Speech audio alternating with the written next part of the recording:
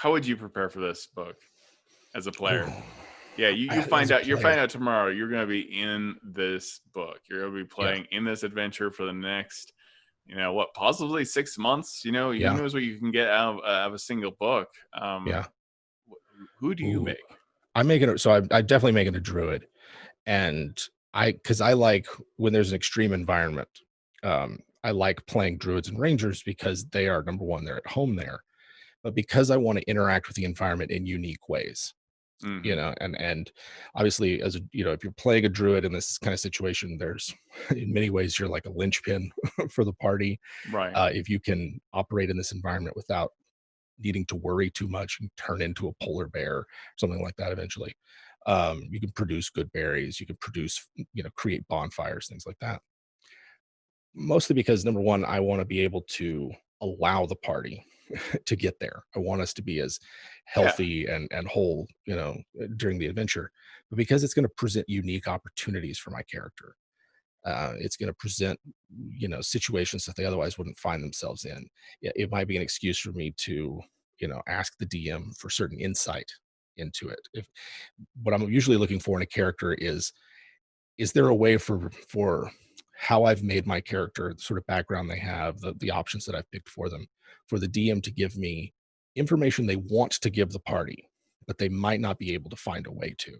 Hmm. Like, could I serve as a conduit for information, clues, secrets that I can share with the rest of the party, and to make it just a little bit easier on the DM to run those mysteries and run those sort of, just give us a little bit more, just another morsel of a clue. And Yeah. playing a character that's at home in an environment like this, like, I don't see it as cheating or making it easier. I see it as unlocking more. We can Yeah. do more with this kind of character. I'm it's kind of like why I'm very drawn to I'd be very sorely tempted to play the Monster Slayer. And Mm, certainly that wouldn't come into play a lot of that until later levels, but you being able to look at a creature and kind of get a chance to figure out its weaknesses makes you kind of integral to combat with the party. And I yeah, believe that's like a full action too. So you just have to like study this thing for a moment, and that's a very classic horror movie kind yeah, of trope of you really have to take a look and try to figure out what is making this particular monstrosity tick. I don't think yeah, it makes it less scary. I think it's just like another avenue for you to have like value and worth in uh you know Rime of the Frostmaiden, yeah. especially if you run into the Frostmaiden itself. Right? Right, If right. you run into a primordial god of some kind that's just out there and it's not Yeah. behaving by the rules that um I think the rogue inquisitive would be an interesting Mhm, choice. mhm. You know, Scout too, right? yeah, scout Yeah. obviously very very strong, but you're also having to like kind of size people up, a little bit in the Mhm. towns Yeah, with can that you many trust these mysteries. people? Yeah, yeah. Artificers are interesting choices as well, especially like if you are the alchemist and you are based on healing. Yeah, Um, yeah. You could see it. You could almost reflavor artificer to be like someone who lives there. This is their home, and they just know how to find what they need in the environment. right, A lot of times artificers like steampunk and gear punk and things like that. But what if it's just they know where to dig under the snow to right, find exactly what you need? you know, they right. know where to find the component parts. They're going to rig something up, and now you are able to keep going. Um, create, especially alchemists. There's so many ways to just reflavor things. Especially like with like an artificer, infusing items, having that cloak of elvenkind and having boots of elvenkind suddenly becomes very important to not being eaten out there. So, Exactly. yeah, I'd be sorely tempted for an artificer for sure. Be curious how that would affect if I had the like that my little steel defender pet out there with me as well. Oh, it's Um, carved from ice. yeah. You, Oh you no. know, Yeah. that's how I would do it. Yeah, it's Or my homunculus carved from ice. Yeah, just very yes, unsettling. Or, just or that. or gears, a polar bear made out of bone and gears. We do have a Yeah, lot of questions in chat, and I yeah, do we want can to get get to to them. them. So, question: I'm running a game for kids, ages 10 to 13. And wanted to do this for a Halloween game. How creepy and scary can't go with that. I want to make it scary in the moment, but not give them nightmares for years. I will tell you, I have no answers. I am not a parent. I it is amazing what has terrified me to my core and still has haunted me to this day. And it wasn't the stuff you think. It would Sure. have scared me. Yeah. You don't, Patton Oswalt does a very good bit about this, and it's very true to life.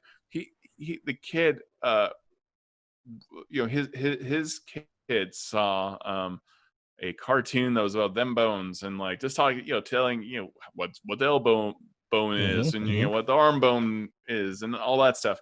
And also proceeded to see Benicio del Toro turn into a werewolf on accident on television when he wasn't looking. Yeah. And murder an entire room. Now his kid's nightmare was about that them bones song, because they were afraid their skeleton was going to jump out of their body and start dancing. They thought Benicio del Toro as a doggy was really fun. So yeah. You know your kid, but you also don't know your kid. So I have zero advice. I'm so sorry. I'm assuming that you're their parents, or at least parent to some of the children, and have some insight into them. I mean, I have a similar sort of story. My 4-year-old, terrified of Chewbacca, just absolutely terrified of anything Star Wars related, will not watch it.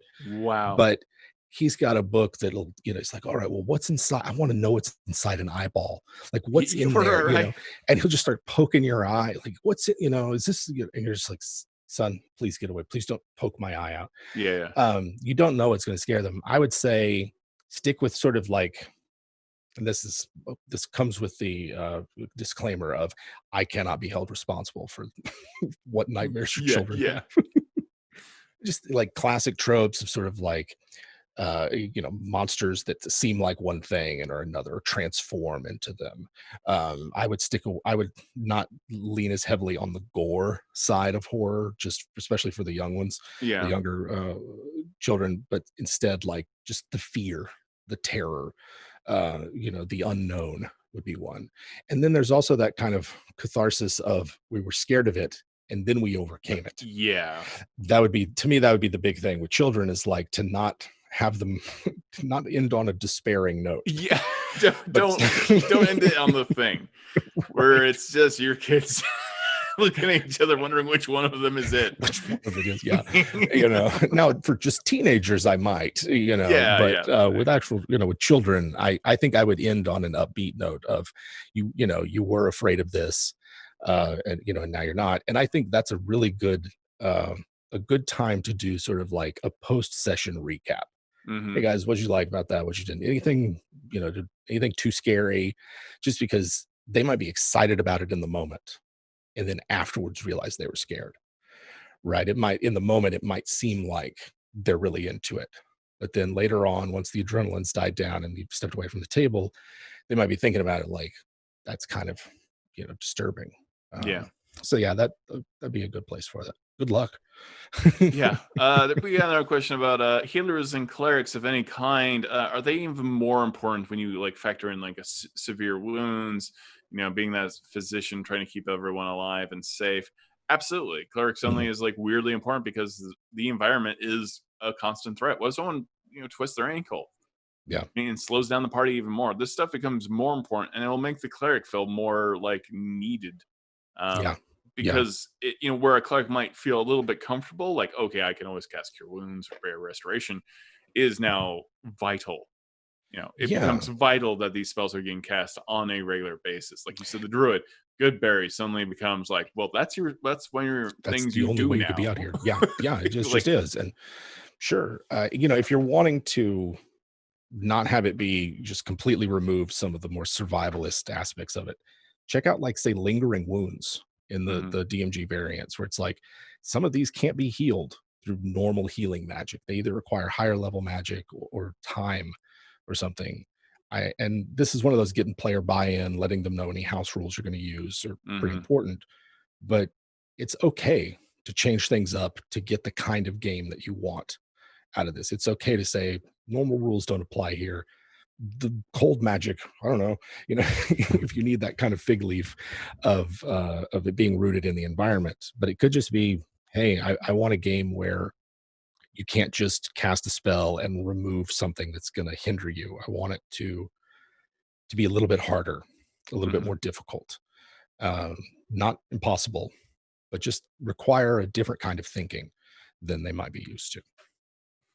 Some players will hate it. They just Druidic 101 absolutely said, will. "Gelatinous ice cubes posing as popsicles is Yes, of that's greater terrifying. healing is interesting and terrifying." I agree. That is What happens when it terrifying. melts inside you? Yeah, yeah, exactly. Maybe there's something out there in the ice that's just waiting for you to be, for you to eat it.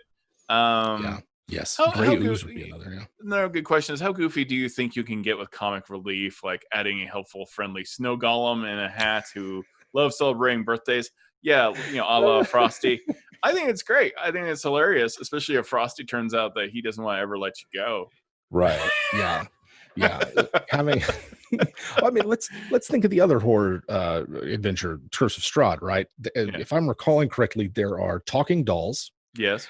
right? There's sort of like Piddywhick. yes, okay, that's what I'm thinking of.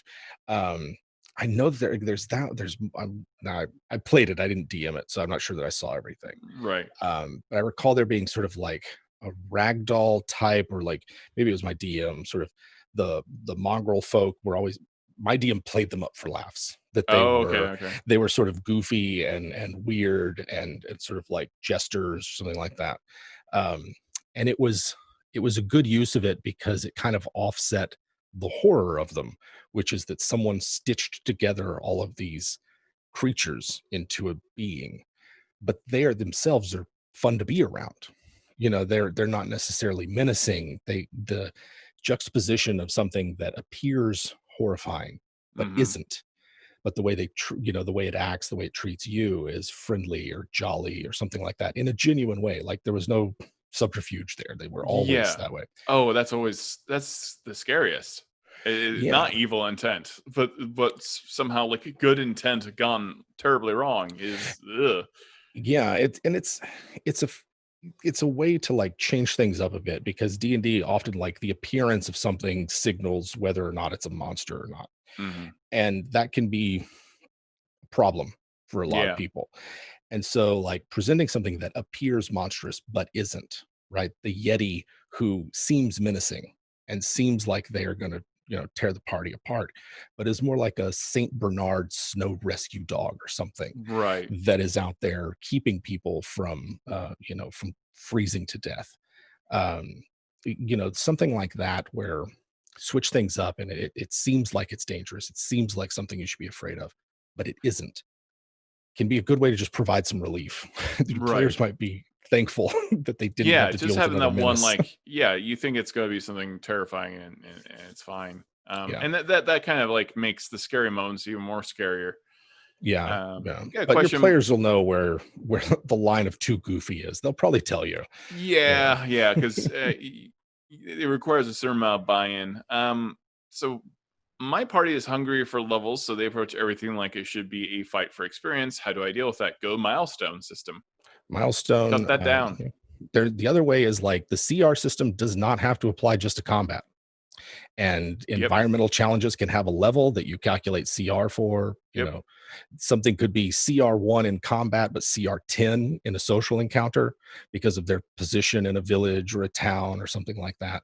So, like, as long as you're signaling to the players, like, here's what it is. This is a milestone. Here's how you achieve the milestones, etc. Or it's not just combat, guys. It's getting across this glacier is a CR6 encounter, and you can you have your resources, you have time, you have supplies. How do you tackle this? Mhm. I totally get it. What you give XP for is what players will pursue, and the mistake I think there is thinking you can only give it for killing creatures or defeating them in combat. You let Right. them know up front, this is about keeping people alive. For every person you find out in the wilderness that Yeah, you bring back to safety, you're going to get XP. Think about what that's you want them to fantastic. do, Yeah, give them XP for it. yeah, Yeah. yeah. So just find a different way to Yeah. get. Incentivize them with what you would like the game to be about. Yeah, exactly. This is a real quick question here. Is there an equivalent to Doctor Who Weeping Angels in D&D? No, but a frozen environment is kind of perfect for that. Yeah. Um, what creatures would be hindered by, like, they only have a few seconds where they can move. So everything that they do to move, like, I imagine some elemental creatures being out of their environment, Mhm. having to do whatever they can to, like, get by without getting frozen again, and then, like, kind of store up their strength is interesting. Yeah, um yeah, fire elemental that's just been its heat's been sapped till it's just like an ember, yeah. and then as you dig it out of the ice, it slowly comes to life, and And it's just that, been I mean, that could be that will-o-wisp concept, right? Like, this is yeah, something that is desperate to burn yeah, and to yeah. find something to burn. To find something, yeah, to find anything out here that will burn, you know? Yeah. But I do love the weeping willows, idea because, yeah, if they're frozen, they can't move. Yeah. Doesn't matter how fast they are, but as you uncover them, you're looking at them, but then you've freed them and you turn away and they're not there. Right. I mean, they're a great monster to begin with, and I'll happily rip them off anytime to, Yeah, yeah, you yeah. know, that and I forget what the other ones, the shadows that live in the, like, the spacesuits. I can't remember. Oh, yeah, that's right, that's right. Those were fun Those are too. really good. So, yeah. Todd and Jim and chat, what monsters scare you the most? People. My answer Uh, is people. Every time. The village, the group, yeah, the yeah, cult. yeah. That's what scares me. It scares me in D&D, it scares me in real life. Mhm. It scared me in with the mist, Yeah, that they're faced with horrible monsters. They're faced with this mist and not understanding what's happening, and what happened there. right. When became everyone suddenly became very cultish and very us against you because you are Yeah, not one of us. yeah. That is the stuff that scares me, and I don't know that I would particularly enjoy that in D&D. But I would enjoy the fear of, like, are these people in 10 towns have good intentions? The answer is Mhm. probably not, right? Yeah, Like in Ravenloft, can you trust everyone? No. yeah, Um, yeah. I And think that's what makes zombie movies scary. Is it's not the zombies, it's the people you're with who may like to shut the door on yeah, you. yeah, absolutely. I mean, I played a paladin in Curse of Strahd, and the realization that I came to as a player and eventually sort of a character came to, which was I have to save them. I don't have to, but I am choosing to save them. I'm choosing to do this, act that will benefit them. I cannot trust them. I Mm, cannot rely on them. They will betray me. But then the compassion part of it came through for me and the character, which is like they had no choice. They didn't have a choice in the matter. They had to survive. mhm. They live with monsters ruling over them. I have a choice because I'm a 10th level paladin, you know, Right.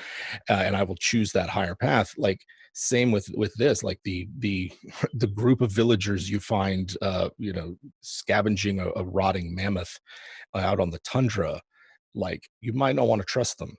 You don't necessarily want to go over there. They prefer fresher, meat, but they still could use some help.